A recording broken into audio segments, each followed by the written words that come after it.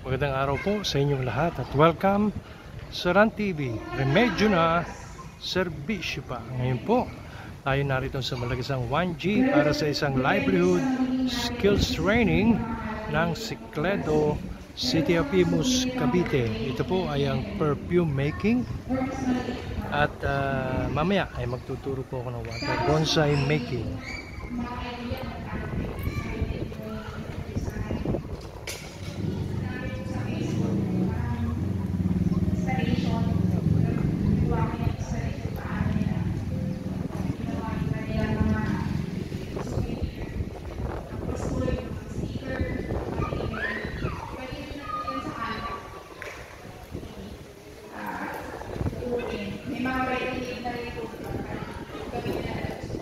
Ito sa anda ko lang din yung ginawa.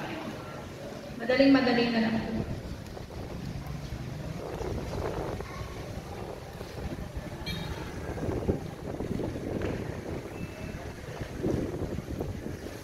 Okay, so mamaya po, may mamimigay po ako ng sampler dito. Bali, bibigay ko po ito kay Ate Benji.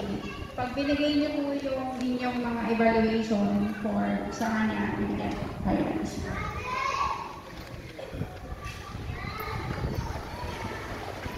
Okay, so start na po tayo.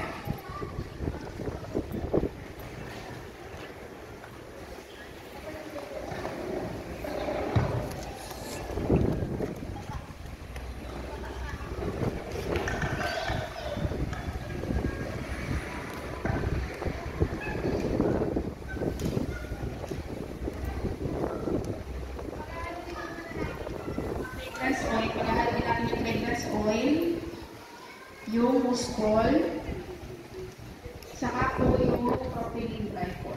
Ito po.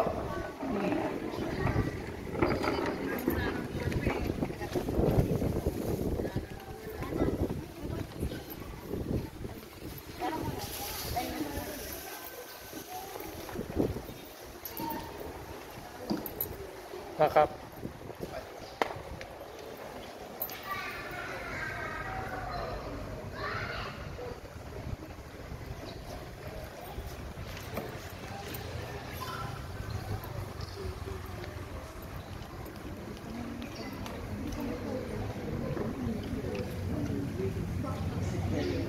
Anong karami ng fragrance? 15% ba yun? Opo, 15%. So, bali, ang gagawin natin dito, yung nakalagay po dito is 100 grams. Pero ito pong version ng gagawin ko dito ay times 3. Ano po? 300 ml.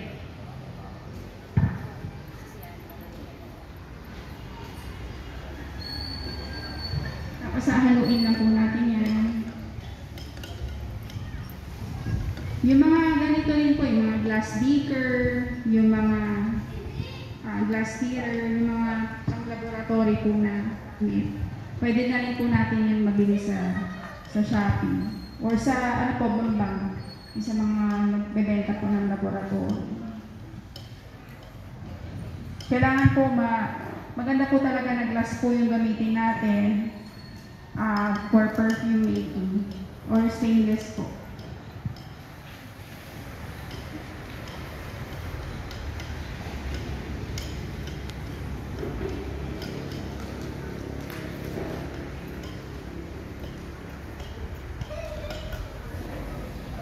Then next po is, nalagay na po natin itong alcohol.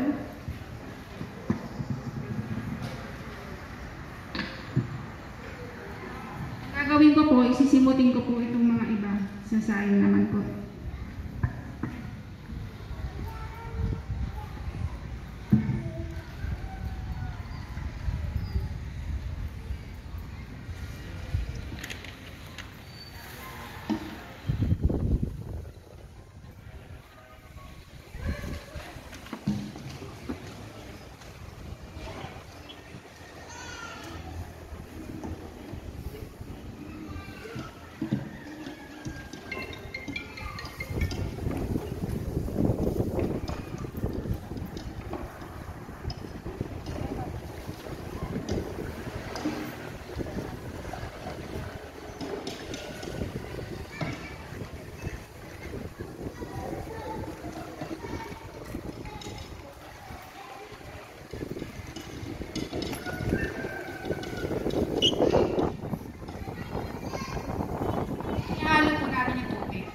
So, baka hindi nyo po napansin, kanina po meron po akong binigay na ganito po, no? Meron po mga iba-iba, mga percent. So, ang ginamit natin ngayon dito is 15% po, di ba? Ito po yan, EDT. Kung magdat po tayo ng, halimbawa, gusto po natin na yung maganda, pinakamagandang perfume talaga yung gusto natin gawin. So, ang gagawin po natin is, tatanggalin po natin yung tubig. Tatanggalin po natin dyan yung tubig. And then, magbabawas po tayo dun sa ethyl alcohol. Para yung ano po, yung perfume po, yun po i-adjust natin, itataas natin. Taas natin yung perfume, ibababa natin yung, tatanggalin natin yung tubig, ibababa natin yung ethyl alcohol. Ganun po makaya. Pagka gusto niyo pong baguhin yung level ng concentration ng perfume lang, gusto niyo. Yan po yun. Pagka medyo naguguluhan po kayo sa explanation ko, mamaya po, pagkatapos natin, pwede niyo po akong lapitan tanongin para po mas explain ko po sa inyo. Okay? And then ito po, halo na natin, and then ilalagay po natin yung tubig.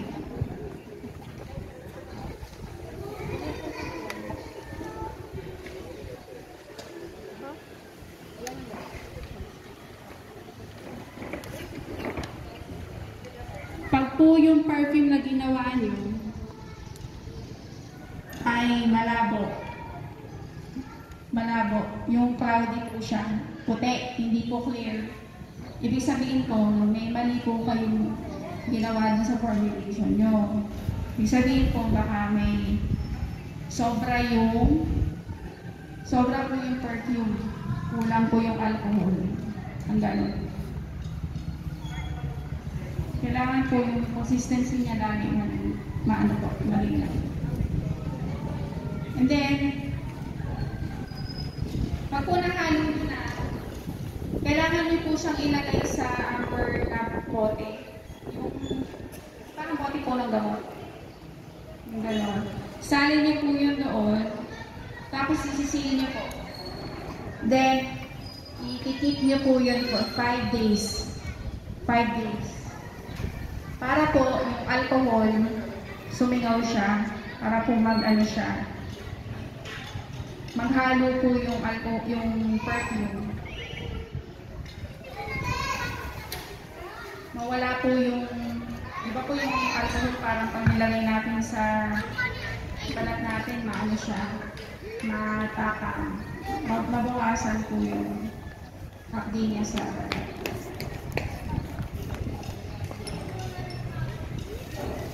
Tapos po after 5 days, po 5 days na po ito, no? Salin na po natin dito. Sa ngayon po, hindi nyo pa po ma-appreciate yung scent. Itong ginawa natin. Kasi ang una nyo pong maamoy, yung ano po ng alcohol, yung singaw po ng alcohol, yun yung una nyo maamoy. Kaya po kailangan natin i-steep siya ng 5 days para mawala po yung part na yun. Para pag inamoy natin, maamoy natin yung bango, hindi po yung singaw alcohol. Yun po.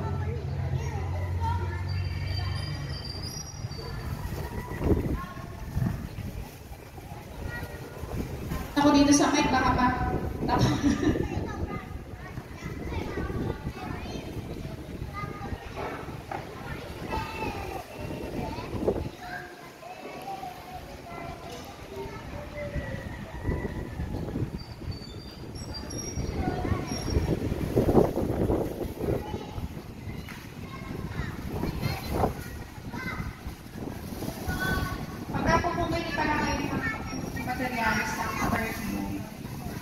Huwag kayo din po kalimutan yung filter.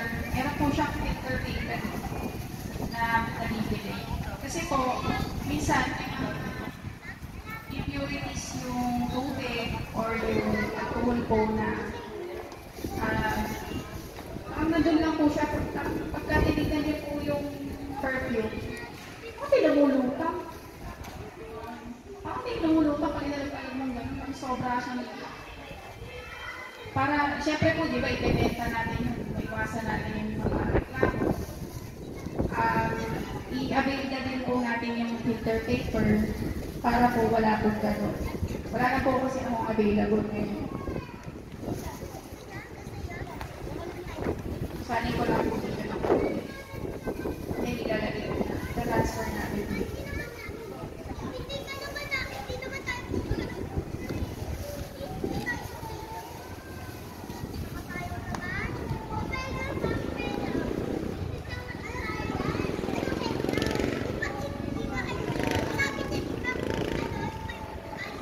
Pag po nagsasaling kayo sa lalagyan, i-measure nyo rin yung ilalagay nyo. Kasi po, pag tinansya